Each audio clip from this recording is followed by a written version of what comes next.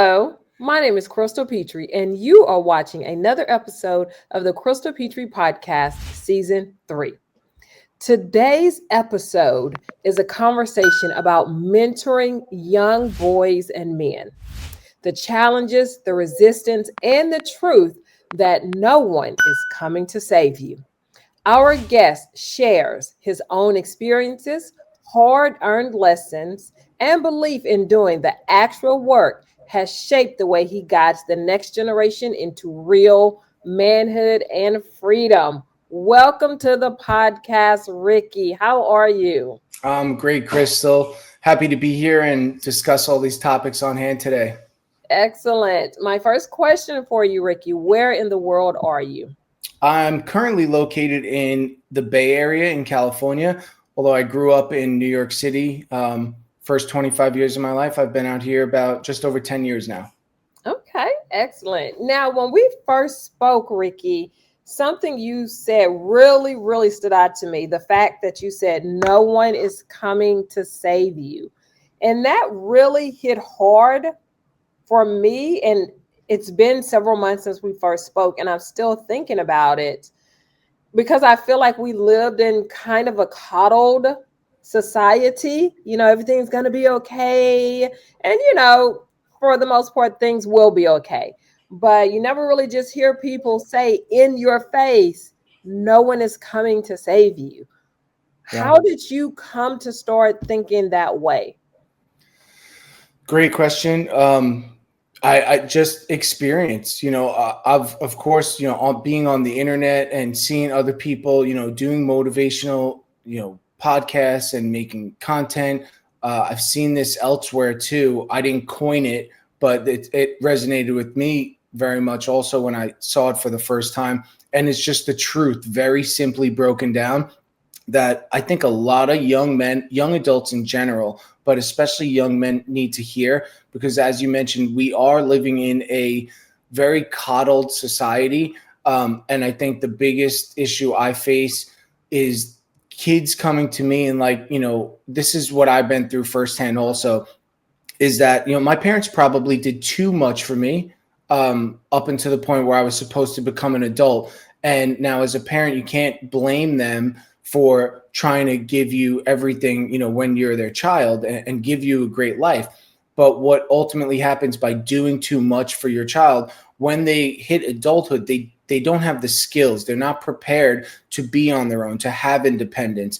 And then it's that point of clarity that, everyone comes to, whether they like it or not, of wow, there is nobody coming to save me. So of course we come across different people, places, things, and their opportunities. But if we don't take charge of what we want in our lives, no one else is going to do that for you. And I think that's a rude awakening that a lot of young adults, boys and girls, come to realize, is that, wow, I am pretty much on my own. Yeah, I have family and I have a support system, if we're lucky.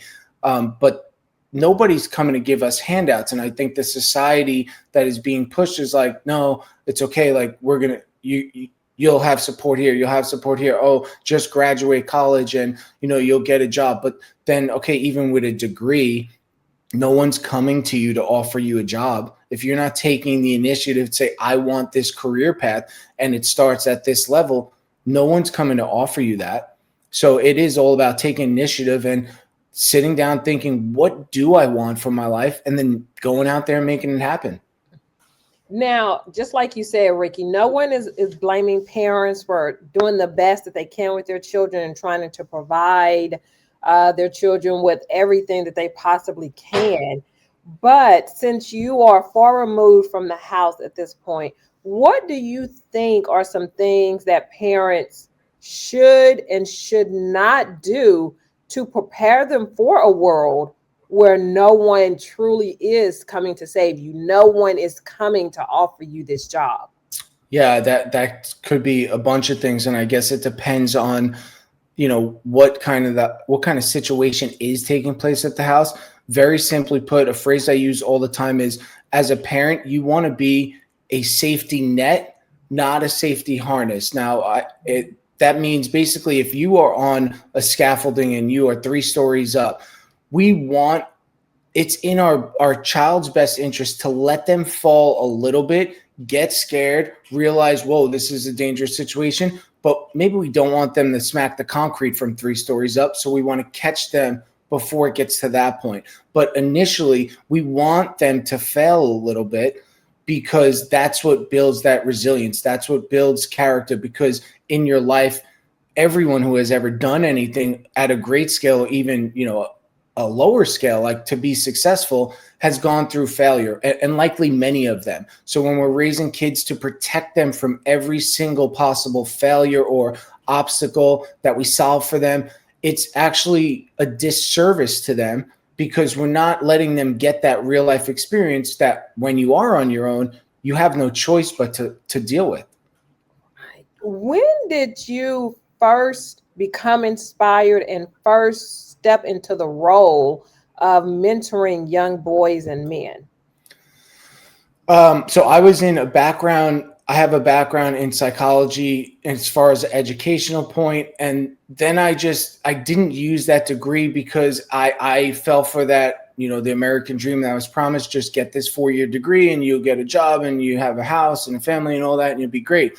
And then you graduate and the job offer is like, hey, we're going to pay you $13.50 an hour or $15 an hour. And you're like, well, that's not going to be enough. Mm-hmm. So initially, like as someone who's ready to get into the real world, already gone through some experiences that started shaping me, I want to go make money, as most, young adults, young men want to do. And my buddy said, was like, hey, my dad's looking for guys who want to work. Like, if you want to work, you come and help us do concrete. I'm like, you know what? All right, fine. I wasn't working and it was cash and it was money. And I was like, all right, great. Like, this is pretty decent pay. The work was hard. But, because I hadn't taken the time at that point to sit down and say, what do I want from my life? Mm-hmm. I just did what someone else thought was a good idea for me. And my parents at that point were just happy, like, oh, he has a job. Like, okay, I don't care what he's doing. Like, he's working, like, great. He's not home all day. And the standard I had set was low, like, just, okay, this is good enough. And then, like a lot of adults, get into that pattern of, hey, this is good enough. This is good enough. This is just a job, because we hadn't taken that time to sit down and say, what do I want from my life? Which is one of the main things that I focus on with young men. It's like, we need to first figure out, what do you want for your life? And then we figure out how to go get it. But what happens is a lot of people get caught in, the rat race. And then you get to the point, hey, you get this job. Maybe it's not the ideal job you want in a career. And then a month passes, years pass, a decade passes, and it happens quickly. And then it's, okay, now I have a family. Now I have adult-sized bills that I have to take care of. Now, most people come to the conclusion, like, I really can't just quit my job. Like, so my whole goal is like, and I did that. Like, I went through that process and it was very difficult. I'm not here to lie to anyone and say, oh no, yeah, it's easy. You can make it happen. But you have to figure out what you want. Sooner you could do that, the better, because you're going to end up how many years, how many decades down the road thinking like, I don't want to be doing what I'm doing. But at that point, like, it's a lot more pressure. There's a lot more responsibility. So I just think it's a huge advantage. Try to figure it out as early as possible. And you don't have to know the whole path forward. We just need to know the direction. And then as you progress in that path, answers will come to you. You know what I was thinking as you were speaking, Ricky, you're right. You don't have to know the path, but if you can know the end goal or close to the end, this is where I want to end up. This is what I want to do. Then you can figure out, or a mentor can come along and help you figure out the path, because everyone's path, whatever that looks like, is different to the end goal. So if you can figure out what that end is, that would help you immensely. So how did you go from working concrete to your current job of mentoring and coaching young men and boys? Did you have a mentor yourself? Yes. So I'll try to make this long story really short. I was still 25 years old. I was living in New York, living at home. Yeah, at that point I had a job. I had a degree that I didn't use. And my best friend, I had burnt a lot of bridges and just not, done the right thing for a lot of years. And I was just content with where I was at. And my best friend was in California, just got out of the Coast Guard. And he was the one who pushed me, like, yo, you're not doing anything with your life. Like, come out here. I'll get you a job doing basically the same thing, making the same pay. And like, you could leave your parents' house and like become an adult at 25 years old. And I was like, I don't know, because when we're in that place of comfort, it's very hard for us to initiate change without awareness of it first, of things that need to be changed. So he brought that awareness to me, like, what are you doing, bro? Like, how long are you going to live there? What career do you have? Just come out here. And then, after thinking about it, he's like, how about you just come out, do a trial, like stay with me for like a week. I'll introduce some people and you see what you want to do. So I kind of figured, at that point, I have nothing to lose. And I think that's really what is the initiator of a lot of change in people, either hitting rock bottom, which I've done many times in my life, or realizing like I have nothing else to lose. But when we're in that place of comfort, it's very hard to initiate change because like, why? We don't see the reason to do that. So I come out to California, meet some people. I'm there and I'm like, you know what? Let's give it a shot. So I left like a bunch of clothes here that I had brought out with me. And then I went back to New York. And my buddy had told me, like, listen, you don't have to come back. Like, you don't have to do this, but just know, like, hey, if you don't, all those clothes you left at my house, I'm going to take a video of them burning on the balcony. I'm going to send it to your parents. Wow. And I was like, all right. And then I had told my parents, I'm like, I think I want to do this. But it was such a huge move. And up to that point, I haven't given them enough proof that I could survive on my own. So on the surface level, they were supportive of it. But I know deep down, everyone I was telling this to was like, yeah, okay. Yeah, all right, this guy's going to go. And that's not their fault. That's my fault, because up to that point in time, I didn't give anyone proof to show them like, hey, he can make it on his own. And then I came out here and started building a life, built a career, started building a skill set, a mindset, a better physique, just overall personal development. A lot of the things I teach today, everything from scratch, the hard way. And I did come across at that point my first really life-changing mentor, a guy I worked for, taught me a lot about what I was doing, but also taught me a lot of core values of family and the power in like doing stuff for other people and not expecting anything in return. Like, I come from New York City. People do not operate like that. Yeah. Like, it is, no, what am I getting for what am I doing? Right. And it was the first time I encountered people like that. Good people who generally care about other people and self-improvement, really mindset, taught me a lot of things, guided me to, books and YouTube videos and things to really expand my mind into an area that I had no understanding of at all. And then fast forward years, I would say 5 years or so, I built up the skill set, maybe 4 years, built up the skill set to be able to join a union, and I got paid a lot better, and all the things like as you move up the ladder. But to go into it and think realistically, like, oh, I'm just going to have this really well-paying job and all this stuff I want. Like, you need to have the skill set required to meet that career that you want. And I think that's something that intimidates a lot of people. Like, of course, they want to graduate. Oh, I want to get paid. I want to make six figures. Like, okay, but the reality is like, that is not how it works. Like, even, most people in the medical field don't even make six figures right away. Right.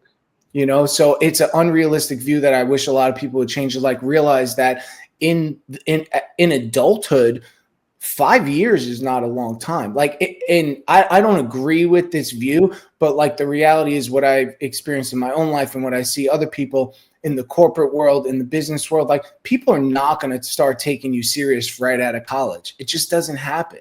There's a level of experience, because most people in that world already know that what you learned in college, like, yeah, it might be somewhat useful, but it's probably not going to apply directly to what we do at this company. So the respect comes from experience, and experience takes time. Exactly. What do you wish, Ricky, that someone would have told you when you were 15? Wow. A lot of things. Like, I think one of the most powerful things is like, your thoughts become your reality. Your thoughts turn into your beliefs and your words and your actions. And that is ultimately what shapes your life. Now, when I decided to go on this venture, like, I kind of skipped this at the end of the last question, is how did I become a life coach specifically helping young men? Is I was in a field, I was making 100,000 a year, and things were good. I was covering bills. I had started making investments, and I just decided, like, I want to do more with my life. Like, this is great financially. I'll be fine forever. Benefits, pension, all that is cool. But like, I don't feel fulfilled. And I think for a young man, young adults in general, but for a young man, any man, the ultimate goal of is not to run around with a smile on your face 24/7, like, oh, I'm so happy. I'm so happy. We need fulfillment, meaning that we are pursuing a goal that we consider worthy for ourselves. Like, are we there yet? Maybe not, but that is the definition in my book, according to Earl Nightingale, is the progressive realization of a worthy ideal. And that could be anything. And that could be the school teacher who their whole life wanted to be a teacher. Maybe they don't make a ton of money. But I think this flawed view of success is only money and status. And it's really like true success is ending up doing what you want to be doing, whether you're pursuing it or you're already there. Absolutely. Absolutely. What life experiences has shaped the way you mentor boys and young men? So, like, going back to the coddled culture, Mm-hmm. I think that was a lot of my childhood, and getting to a different level in my life really it comes from some tough love, and I think that's lacking in society today. We're like afraid to push people too much. But I'm the type of friend, and I promote other people to be the type of friend that, like, if you have a friend who has so much potential and they're not utilizing it, like, are you a better friend to that person if you just go along with them not fulfilling their potential? Or are you a better friend, like the friend I had that pushed Yes. me to do more, where you Yes. say, what are you doing? Like, you can do so much more. Why are you not doing that? So that personal experience really shaped me, of like having even just one person. All we need is one person to say, you're capable of so much more, right? And like, why are you not trying to do that? Well, if I ask you, what do you want to do? Oh, I want to do this. Well, why are you not doing that? And then there's excuses. Well, the longer we go on, the older we get, that we keep feeding ourselves that same loop of excuses, the more we start to internalize that belief. And then it becomes our reality. Well, I just can't do this because this laundry list of reasons, instead of, hey, this is the thing I want to do, and becoming a solution oriented person and saying, how do I achieve that? What do I need to do to get that? Not, hey, there's this 100 things in the way of me achieving that. Okay, great. Well, if we want it that bad, we need to start somewhere. We might as well start at one. And real quick, going back to what you said, as far as pursuing that path, like, your goals, that is how you achieve goals effectively. Figure out the end goal, reverse engineer the pathway to get there. And I'm not a huge proponent on college these days, even though I have degrees, because most people, this is why, because most people are going to college and they don't know what they want to do, and that's okay. But like, by the time you're in your second year, they're like, you should really figure out, why am I here? What job, like, what career do I want that requires this degree? Now, when you look at people who are successful with degrees, who is it? Doctors, lawyers, engineers, right? Well, why? Because they went into that already knowing, I want to be an engineer, I want to be a lawyer, I want to be a doctor. All right, well, they go into that, they already know there's extra school involved even beyond 4 years. It's all the people who go in there, spend 4 years there, like myself, and don't think about, well, why am I even here? I'm not saying it's completely useless. But you need to figure out, why am I doing this? What career do I want? If you want to be an entrepreneur, like, maybe you don't even need to do that. Maybe 4 years you could spend in this field that you want to be in and create a business in, working for someone who knows what they're doing, is going to bring you much more value.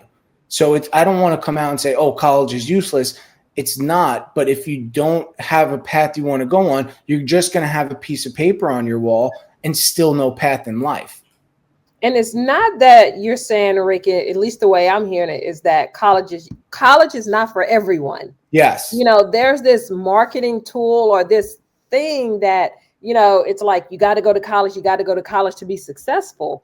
In Mhm. this day and time, that has been proven over and over again that you do not have to go to college to be Yeah. successful. There's so many different pathways to whatever your perceived success is. Now, Yes. if going to college is going to help you reach that end goal, then by all means, Well, yeah. go to college. But I mean, there's trade schools you can go, and Yeah. get your end result, whatever that looks like.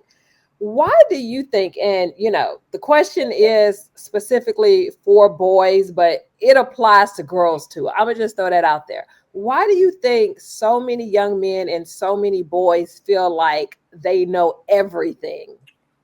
Yeah, great question. And honestly, that is the biggest obstacle between me helping so many more young men, and it's ego. It's Mhm. pride. It's the male bravado, of I can figure this out on my own. Like I don't need no help, right? And that's what I had when I was 16 to basically 25 years old. Of hey, I'm going to figure this out. I'm going to figure this out. But at some point you have to put that ego aside and realize, why am I trying to do everything the hard way when there is thousands of people, especially in today's age on the internet, like you can go to this free content out there. There's free YouTube videos. I learned so much from YouTube. There's books that, back here that have been written 100 years ago. Some of my favorite books are from the early 1900s because that message rings true of, just figure out what you want and go after that. How have you managed to break through the ego, break through the pride of the young boys and the men that you are mentoring without losing their trust? Yeah. What I would say is at first, you have to build trust first before you try to tell anyone else, hey, this might work better.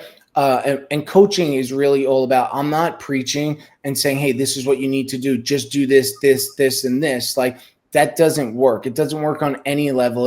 And if you go into the corporate world, that's not how they teach other people to be leaders either. It is asking these questions of like, self-awareness of, you have to look and find these answers in yourself. So of course I know the questions that are going to likely lead to the answers I want, but one is bringing awareness. Like I can't expect someone to make change if they're not even aware. It may be clear as day that these Yes, changes need to take place if you ask yes, their parents, but when it's the parent just telling you, you need to get your shit together, excuse me, but like, hey, you need to get it together, but like they are used to hearing that, so they're tuning that out. So it having someone to come in and be very vulnerable about, I know exactly what you're going through, not because I just read it or watched the video. Like I have lived this life, and here yes. you think you're in a bad situation. Let me tell you about things that I've been through. And being very vulnerable and breaking down that barrier. I don't want them to view me as a superior to them. I just want them to view me as someone who's seeing eye to eye with them and understanding what they're going through because I have been through that. And not because I read about it. I was taught in college how to do it. Again, I have the degrees. I've read hundreds of books. I say from day one, like that's all great, right? But that provides knowledge. But if that knowledge isn't implemented into life, it never becomes wisdom. So every single thing I teach in any of my programs, I live this, not just once. I live this lifestyle that I teach others to live, because that is the most powerful initiator of change, is like leading by example. Do you think, and I feel like I already know the answer to this question, Ricky, but I'm going to ask it anyway. Do you think the hardships that you had to endure, the hard lessons that you had to learn and figure out, has really helped you become a better mentor to these boys and these young men? Yeah, absolutely. 100%. If I didn't go, and this is why I feel like God has called me to do what I do now and leave that well-paying job I had, because I realized that what good were all these mistakes that I made in my own life, all the regrets that I had, if I don't use those to help other people not make the same Mm. mistakes. So you hear the question all the time, like, you asked this question, what would I tell my younger self? Well, I teach that. I would teach my younger self this stuff that I teach that took a long time to put together. and realize like this is the most important things you need to know no matter what career path you take. So 100%, my experiences are the reason why I'm very successful at what I do.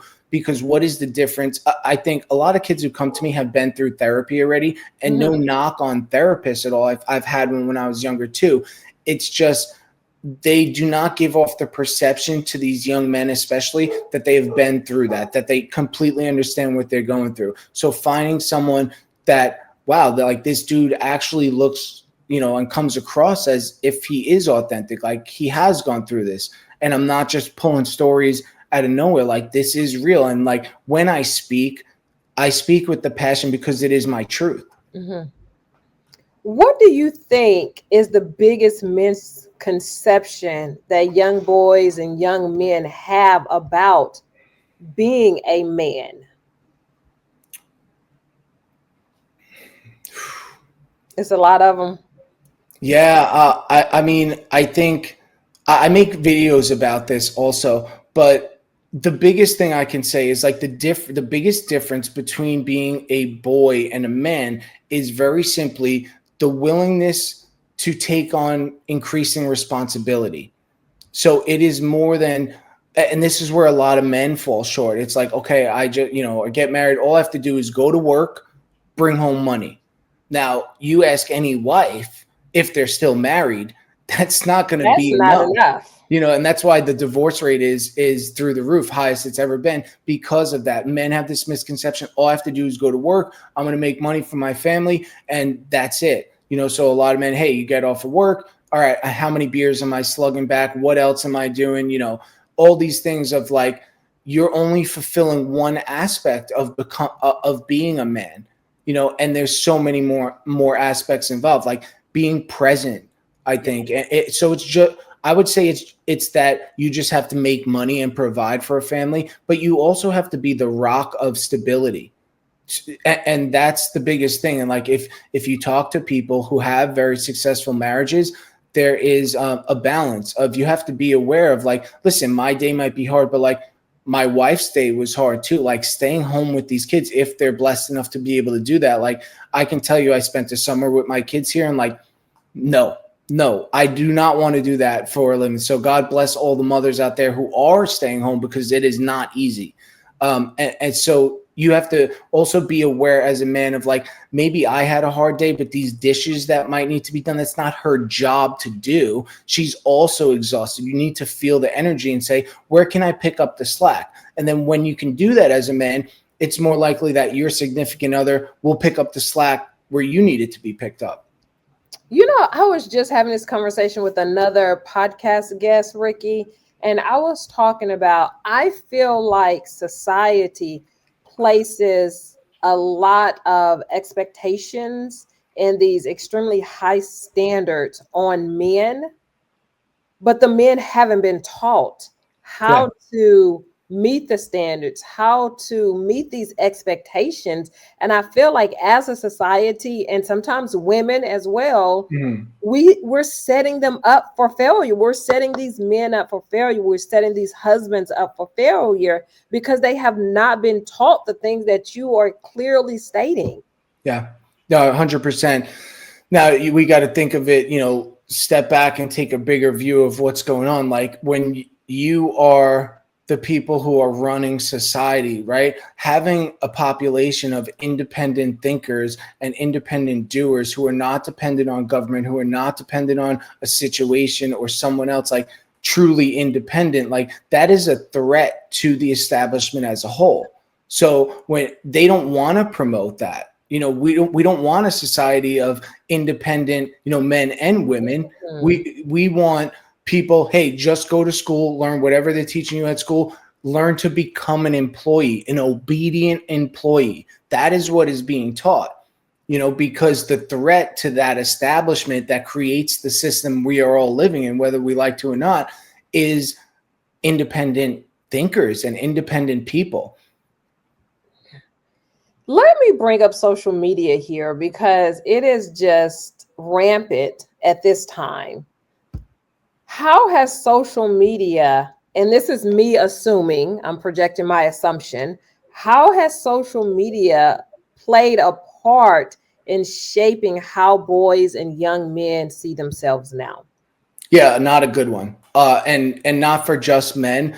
There's Correct. really there's Correct. some really great books out right now about the effects of social media and screen time in general. Mhm. But as far as social media, I mean, let's just everyone listening could think about it for themselves. Like, what do you post? Like most people, they're not posting themselves at their worst. You know, they're No. not posting the stuff that they're going through struggles. I do because I need to for my brand, for that transparency, for to show other people, hey, you're not the only one going through it. But it took me a long time to break through that and say, do I really want to talk about this stuff? Do I really want to expose this part of my life? Like, and then I realized like people are craving that. They need that because 99% of the stuff out there is this portrayed image of a great life or the vacation I'm taking in Italy and the Lamborghini that's in my driveway or the mansion that I live in. So it's always like status, status, status, status, status. So when you're a young man, and I have clients like this, they're very overwhelmed because the information they're getting about how to become a man is that on the internet of like, oh, I need to be ultra successful at 25 years old. Hey, spoiler alert, it's probably not going to happen.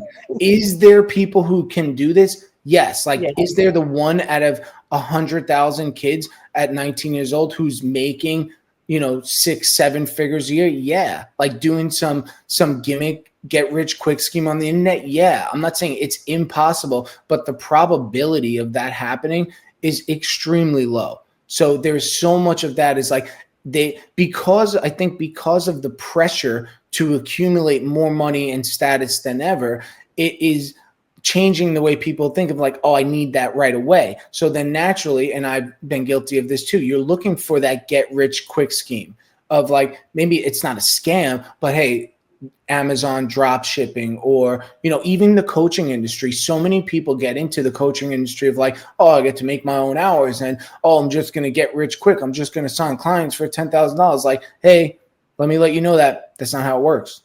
That's not going to be how it is. So I always promote, go do something that you want to do with your life, that it really hits the 4 categories. This is that what I teach about finding your purpose of what are you good at? What do you like to do? What does the world need? And what are you going to get paid to do? Find something, draw it out. I'm going to butcher the word. It's a Japanese word, ikigai.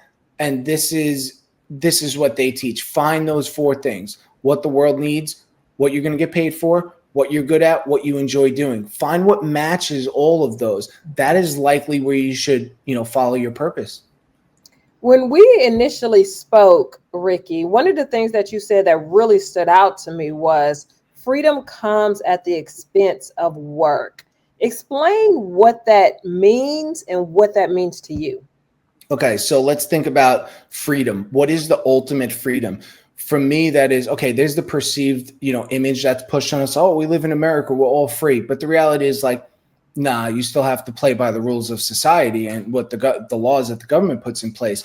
Now, let's talk about ultimate freedom. For me, that is living off the land somewhere, not around anybody I don't want to be around. I get my own food. I heat my house with my own wood. I built my cabin by myself. Like I fish on the river. Like I do not need to engage in society at all. I am not dependent on government at all or any other person. That is ultimate freedom to do what you want with your time, right? But now let's think of the price that you need to pay to live at that level of freedom. Well, That's expensive. Exactly. And not monetarily either. It is what kind of work is involved. Think of a farmer's life, not just one day, every single day. Well, you need heat in the house. How are you going to get it? Well, you don't have connection to run heat. You don't have a thermostat you could set. You're going to chop wood. You're going to gather wood and burn it in a fire. Okay. And then, food. You don't have a supermarket to go to. How are you going to get food? Well, you're either going to go fishing or hunting or growing vegetables in your backyard. All of that takes extreme work every single day. So if we come back into society, we want a level of freedom, but what level of freedom? Now that's directly correlated to the amount of responsibility you're willing to take on. That's what I mean by, freedom is equal to the amount of work you want to do. Because a lot of young men are growing, everyone wants freedom. Every young adult, every teenager at this point, oh, I can't wait to get out of my house. Oh, I can't wait to get away from my parents. Okay, great. What's your plan? What is freedom to you? How are you going to make it on your own? You don't make money. You don't have skills to make money. You don't have the mindset you need. You don't know what path you want to go on. So this idea of, oh, I just want freedom. Well, yeah, they want their parents to stop harassing them, but their parents wouldn't be harassing them if they were just showing that they're capable of being independent. And that's what I teach young men. You are giving some very hard truths on this podcast, Ricky. Truths that people need to hear, boys and girls need to hear, but you giving some adults need to hear what you have to say on this podcast. How do you teach young men the difference between dreaming and actually doing the work? Yeah. So a dream is, everyone has dreams. Let's say, what's the difference between people who achieve those dreams and people who don't? We become not just what we say we want to become. Everyone wants things. Oh, I want this. I want to be in the NFL. If you're playing youth football, 80% of them are going to say, hey, I want to go to the NFL. Okay, but I'm watching you practice. I coach youth football, so I'm saying this from experience. Okay. I'm watching you practice, and the effort that I see you putting in is not the caliber that is needed to get to that level. So what I break down for them very simply is, I don't want to be the person who says you can't do anything you want to in life. You can, but you need to know that there is a price to pay. Now, I use this example. The word extraordinary, right? You want an extraordinary life. You want to make a ton of money. You want a great career. You want a great family. That's extraordinary because it's increasingly rare. Break that word down. Extraordinary is extraordinary. Yes. So now when you look at the people around you in society, what are 90% of them, 90+% living a life that you think they want to live? Probably not. Are they living life that you want to live? Probably not. But that's not enough. We have to go deeper than that. Well, what actions are they taking on a daily basis? What habits are they taking? What things have they done to be at this life that you don't want?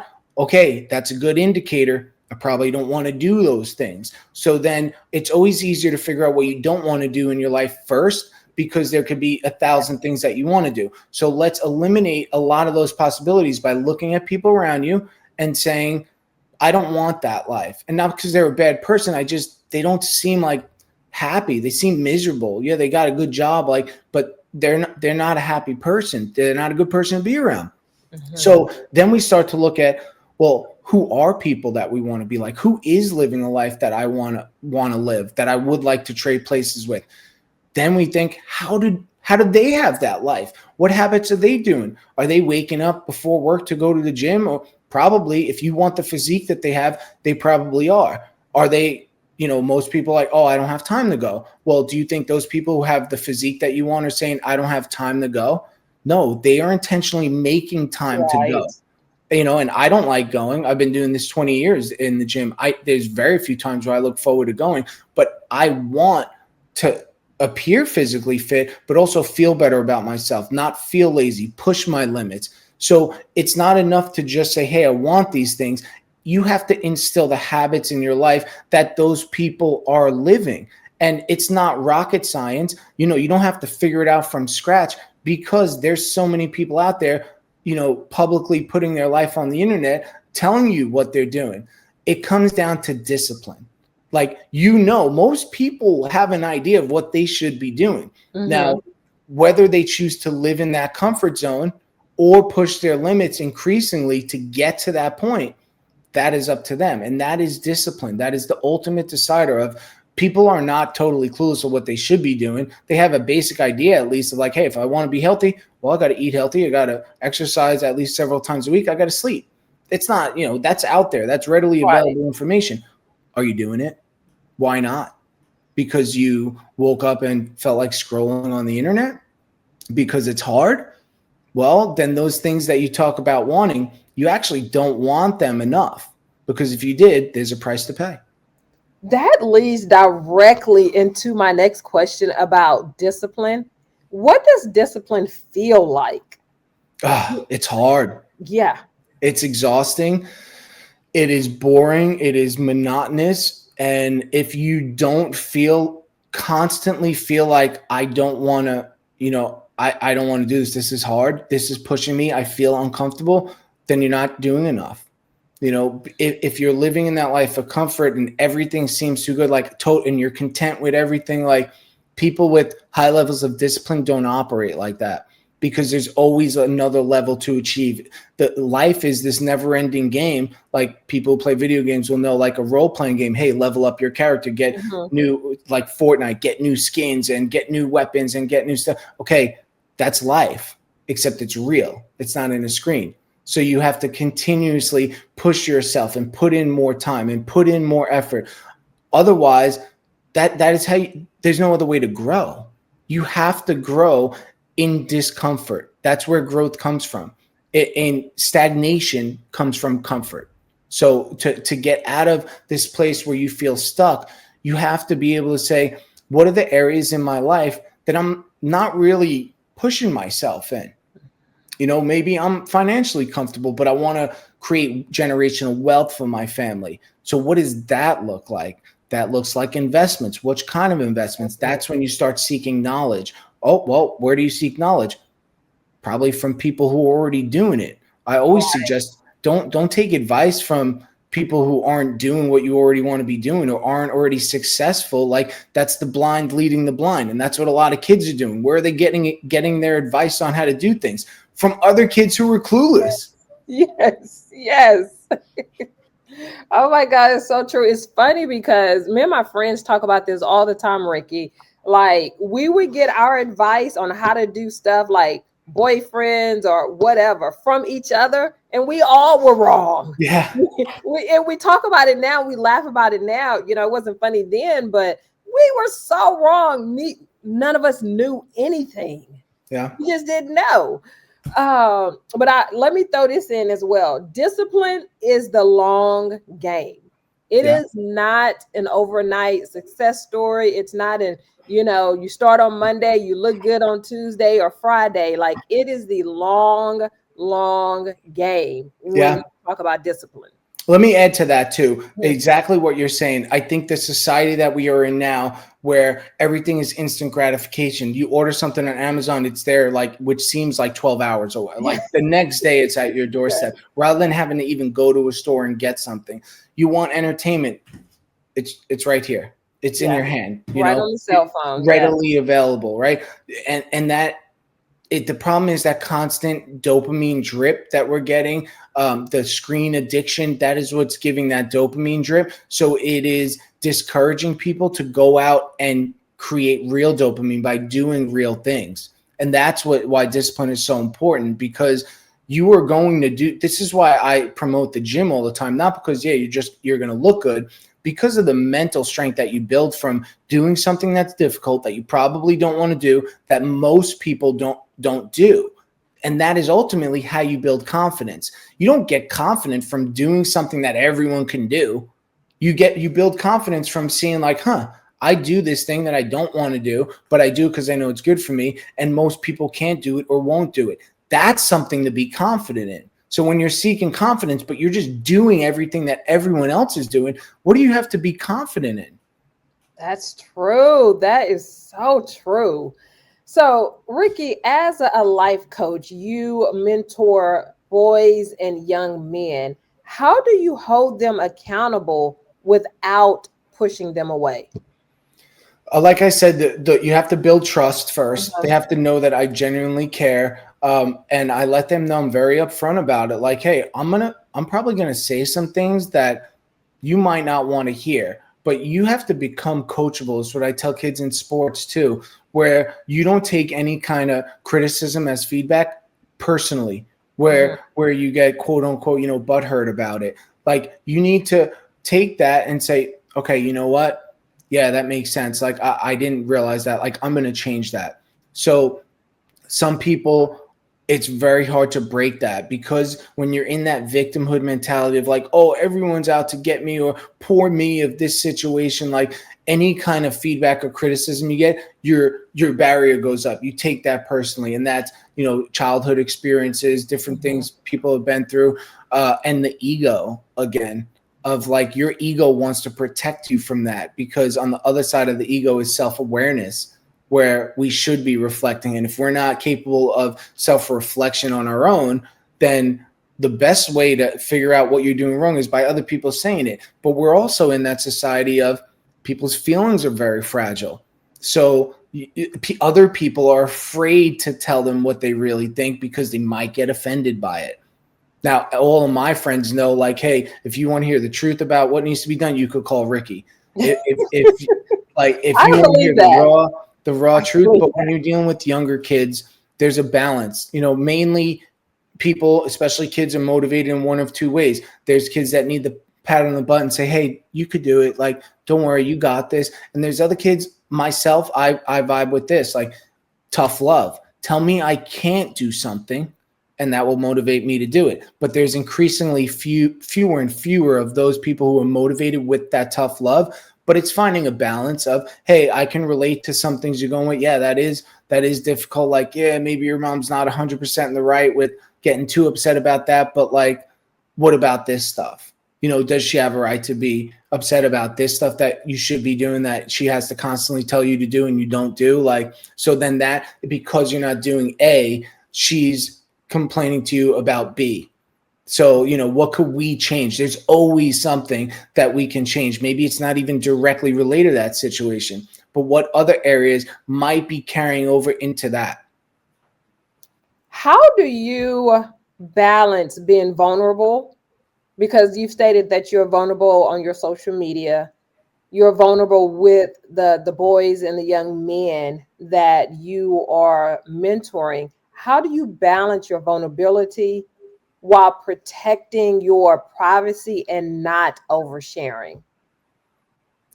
Yeah, a fine line between that. Generally, when it comes to my own life, I'm not afraid to talk about anything that would affect me only by people knowing about. It is these stories and, experiences with other people that I try to protect a little more. And because I know that most people who are in their right mind don't want all their life on the internet. So I try to limit, or, I don't disclose certain facts about a situation. I'll only tell my side of that rather than dragging in, oh, well, it's because this person, this and that. So generally when it comes to my own life, I am very upfront about, all the wrongs that I've made, all the regrets that I have. I try to keep any experiences with other people that wouldn't want to know separate from that. And I think it's just an energy that's put off of authenticity. So I'm not speaking. I'm never just coming off the fly of like,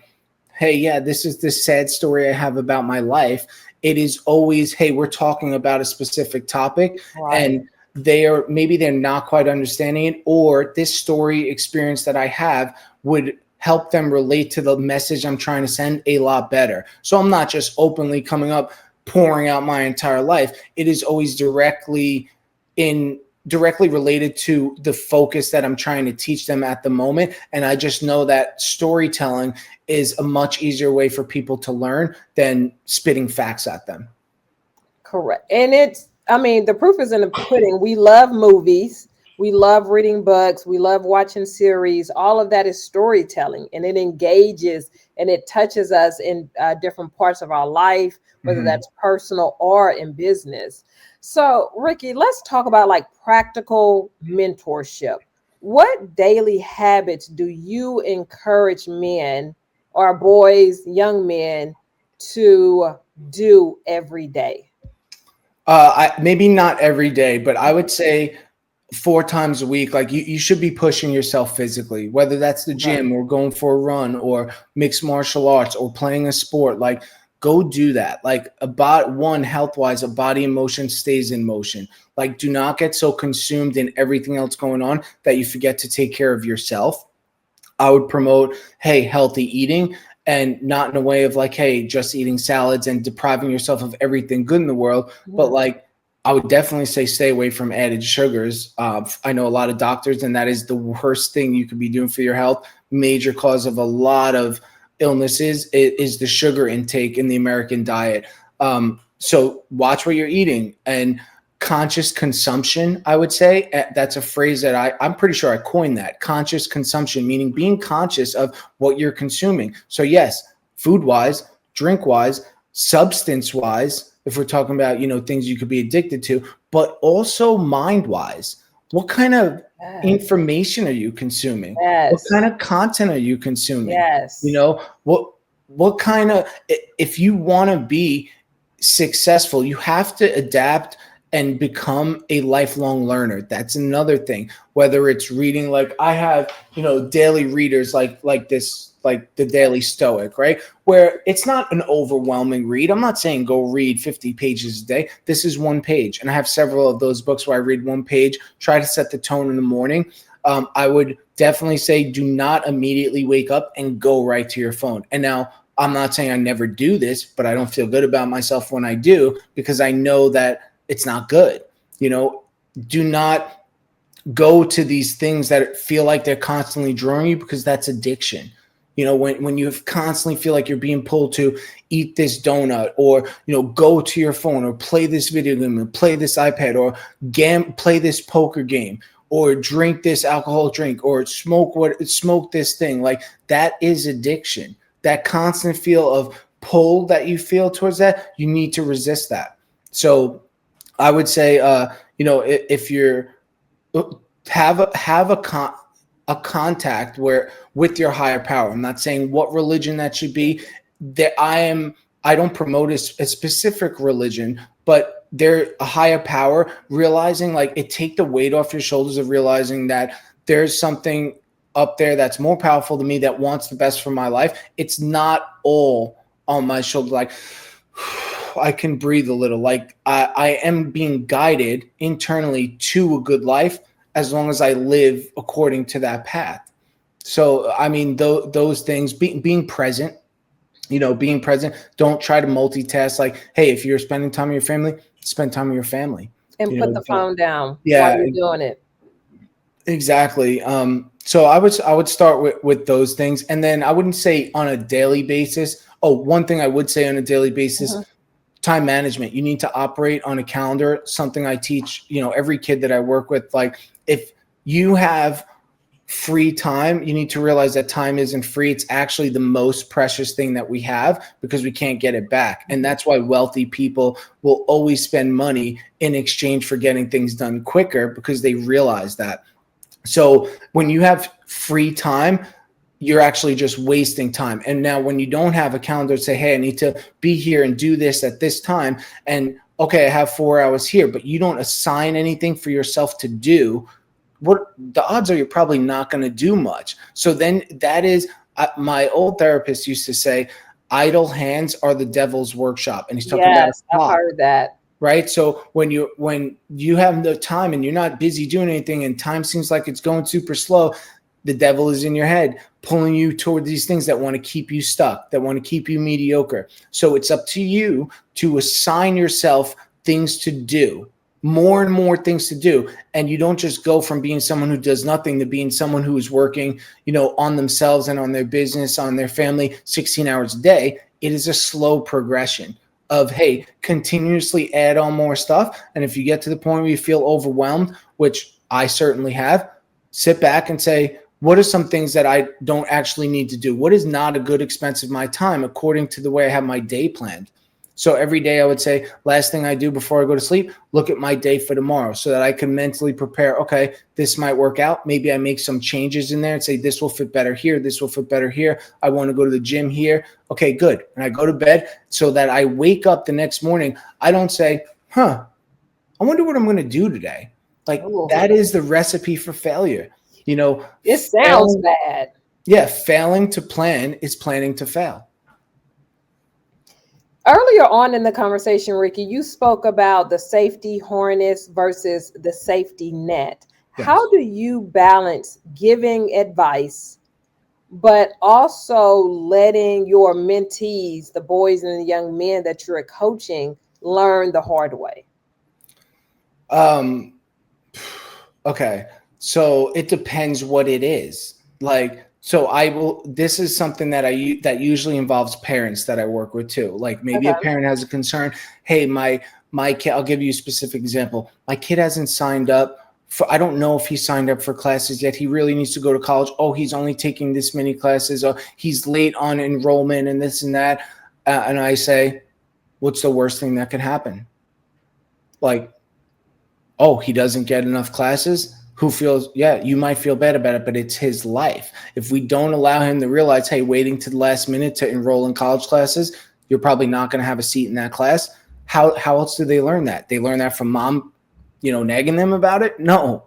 You learn because you get into a situation, you're like, I can't get into a class that I need. And then you figure that out. Now, when we think about it, oh my God, it's like the end of the world in that moment. Yeah. In reality, no. And worst case scenario, maybe you have to take that next semester. Who's going to learn that lesson? Now, what if we come in and save them before that?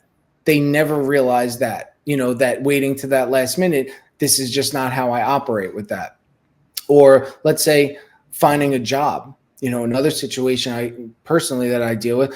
Okay, mom wants kid to find a job. Mm-hmm. Well, mom also provides for a kid by giving them money constantly, paying for gas in their car, letting them buy fast food on their card and whatnot. Why would your kid go get a job?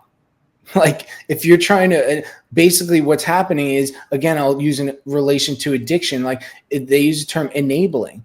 You're Right. enabling your child to not take initiative. You want him to go get a job. He needs to feel that he needs money. How is he going to feel that? Well, there's things that he wants to buy and he can't buy them.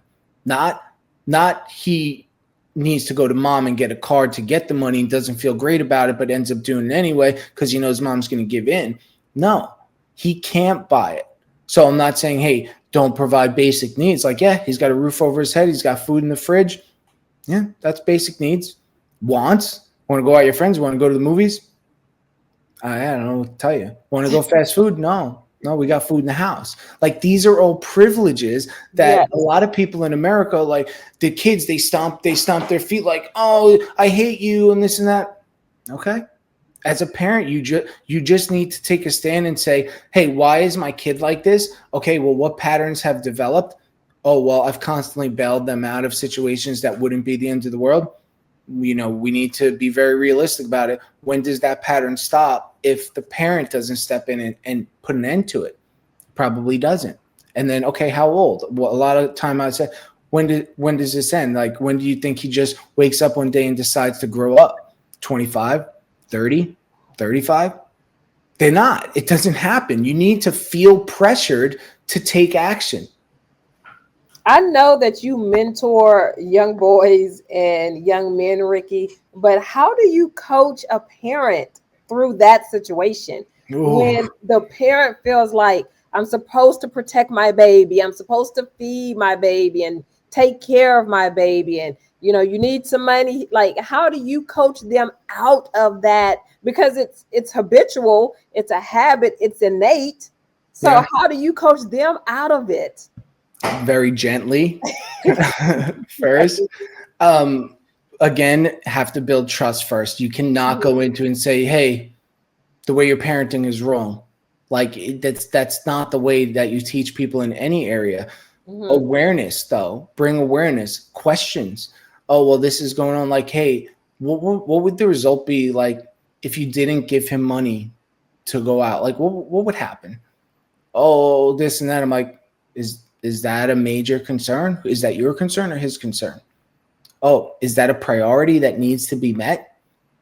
No. Okay, so when does that stop? Like, does it stop if you're him and you have an endless flow of money to buy things that you want to buy? Do you just decide one day to wake up and, hey, nah, you know what? Actually, I don't need that. I don't want to take your card anymore. No.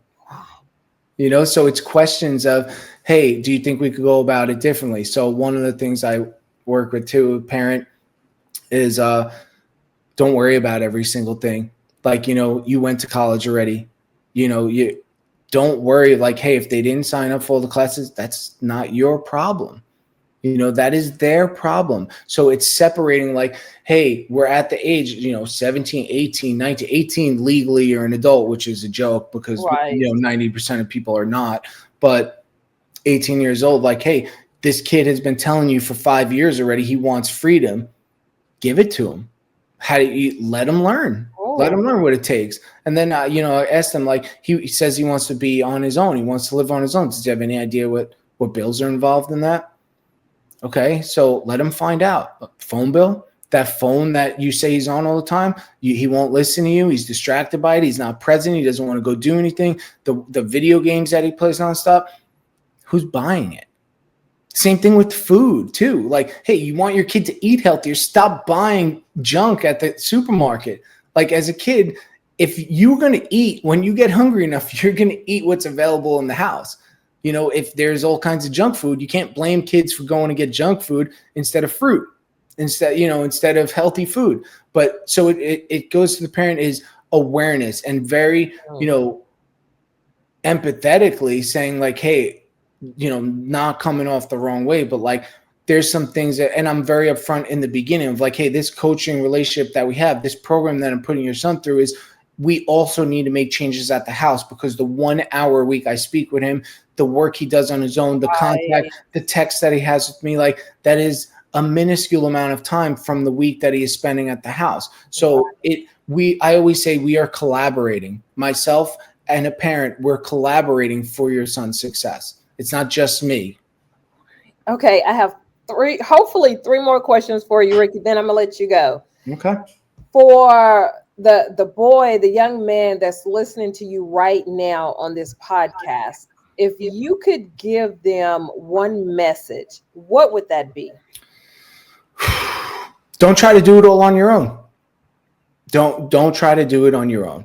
It doesn't have to be that way. When I came to this realization of, wow, my life would be a lot easier. Like, I have mentors. I don't have to figure this out. This question that I had, like, I have someone to ask and get an honest answer, whether I want to hear the truth, whether, I'm okay with the truth of it or not.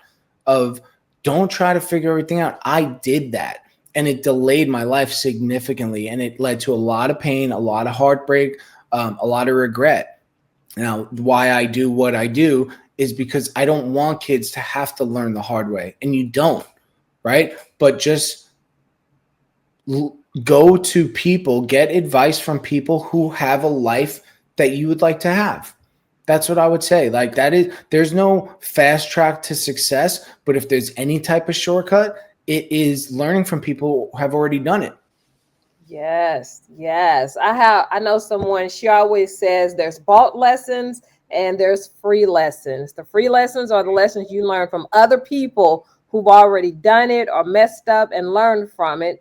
And then there's the bought lessons where you have to learn it the hard way yourself. Yeah. So which one would you prefer, bought lessons or free lessons? What would you say, and you've been a life coach for several years, Ricky, what would you say is your intention in this space? To create more capable men in society, less victims, more men taking initiative. I really feel like the backbone of society, like, is to have men of healthy masculinity, meaning we're not macho, alpha males barking orders, trying to display dominance. It's having a confident energy to lead your own life, lead, your wife, your children. And I think that is really one of the biggest problems in society is, like, there's a shortage of those kind of men, and which is leading to, the rebellion and more women saying, well, we don't need a man.